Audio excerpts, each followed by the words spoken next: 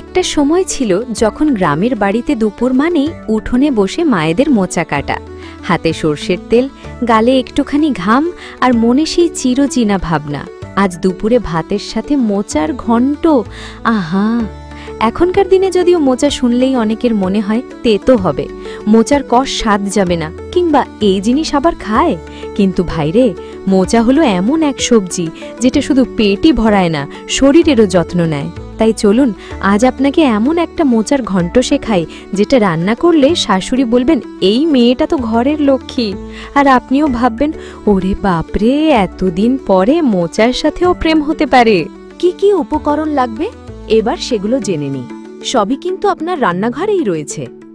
কলার মোচা একটা, আদা রসুন বাটা 1 চা চামচ করে, পেঁয়াজ বাটা 1 টেবিল চামচ, পেঁয়াজ কুচি মাঝারি সাইজের 4টা, ধনিয়া গুঁড়া 1 চা চামচ, তেজপাতা, এলাচ, দারুচিনি, লবঙ্গ, জিরা, কাঁচামরিচ 4-5টা, লবণ স্বাদমতো, চিনি 1 চা চামচ, সাদা তেল 1 টেবিল চামচ, তরল দুধ আধা কাপ, ঘি 2 চা চামচ। প্রথমেই মোচা বেছে নিতে হবে। মোচার প্রতিটা ফুলের ভেতরের শক্ত শিরা ফেলে দিন। আমরা যেমন করে আমাদের পুরনো সম্পর্কগুলো ঝেড়ে ফেলে দিই, ঠিক তেমনি এবার মোচার ফুলগুলো ভালো করে ধুয়ে নিন। এই ফাঁকে একটু গুরুত্বপূর্ণ কথা বলি, জানেন তো, মোচা শুধু শরীর ভালো রাখে না, কোষ্ঠকাঠিন্য থেকে শুরু করে রক্ত স্বল্পতা পর্যন্ত তাড়ায়।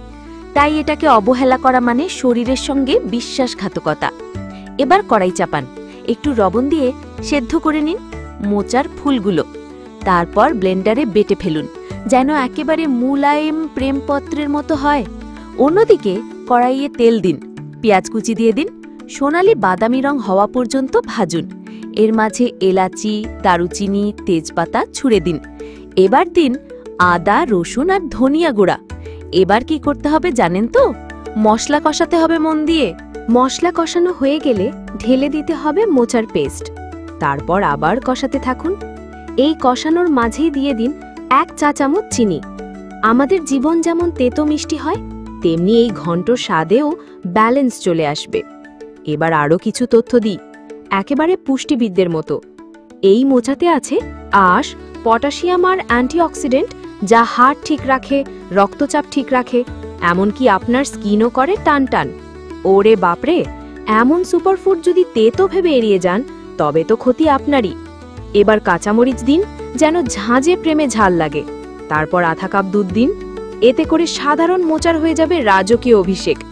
এবার সময় নিয়ে একটু ভুনুন, আর শেষে সেই মোহন ঘি ছড়িয়ে দিন 2 চা চামচ।